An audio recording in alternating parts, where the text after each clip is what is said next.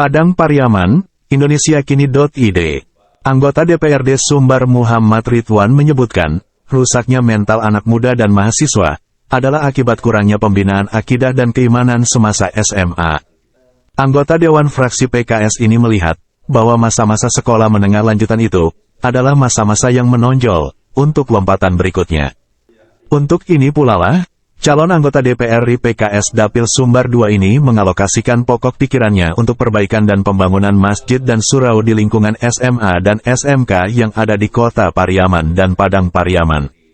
Hampir 6 miliar rupiah APBD Sumbar lewat pokok pikiran saya, selaku wakil masyarakat, tertumpu pada perbaikan dan pembangunan masjid dan surau di SMA dan SMK yang ada di dua daerah ini, kata Muhammad Ridwan, Jumat tanggal 20 Oktober tahun 2023. Muhammad Ridwan bicara dalam program podcast Padang Pariaman bicara di MCS Pauh Kambar, Kabupaten Padang Pariaman. Dia memberikan apresiasi atas undangan diskusi di hari Jumat tersebut. Jumat, katanya, adalah penghulunya seluruh hari. Hari yang mulia, dan waktu Jumat sehabis asyar menjelang maghrib adalah detik-detik makbulnya doa dan hajat. Muhammad Ridwan adalah anak muda yang sukses berpolitik. Latar belakang pendidikan di ilmu politik di dalam dan luar negeri membuat namanya kian diperhitungkan oleh banyak orang.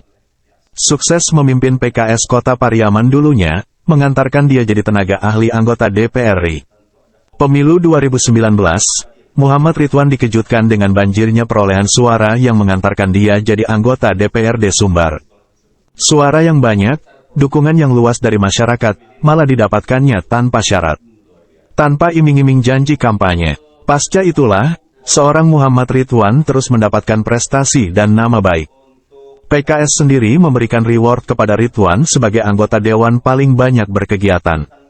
Tiada hari tanpa kegiatan. Kalau tidak ada kegiatan di fraksi PKS, Muhammad Ridwan sibuk dengan agenda komisi yang dilakoninya. Sementara, pembinaan terhadap anak yatim sejak awal memulai jadi wakil rakyat di Sumbar, hingga saat ini terus dilakukan Ridwan. Kita mencoba memberikan peran ayah pada anak yang dijuluki yatim. Ya, peran edukasi, pembinaan akidah dan pendidikan, katanya. Pembinaan tentu juga dibarengi dengan evaluasi. Memang awal-awal itu terasa berat untuk menyuruh anak ini melakukan salat, katanya.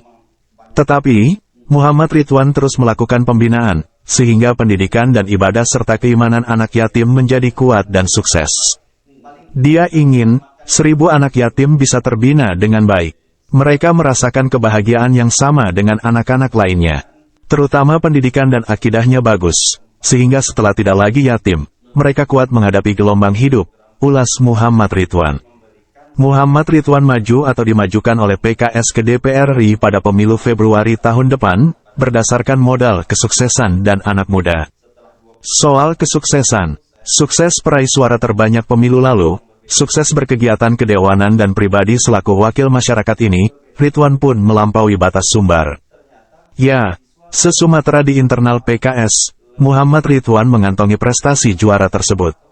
Kini, Muhammad Ridwan tercatat dan terpantau oleh banyak orang, satu dari belasan tokoh Piaman yang berebut dan berhasil sampai ke Senayan. Kenapa? Masa pengumuman DCT sebentar lagi, baliho Muhammad Ridwan tak banyak ditemui. Baliho memang perlu, tapi bukan ukuran seorang caleg itu terpilih atau tidaknya, katanya. Buktinya, ada tokoh PKS yang berhasil tanpa baliho. Yang jelas, Muhammad Ridwan terus memberikan yang terbaik di tengah masyarakat. Bagi mahasiswa dan pelajar, Muhammad Ridwan dijadikan sebagai tokoh muda motivasi. Sering diminta memberikan motivasi di kampus dan sekolah, Muhammad Ridwan sepertinya tokoh idolanya anak muda, yang sekarang terkenal dengan generasi milenial.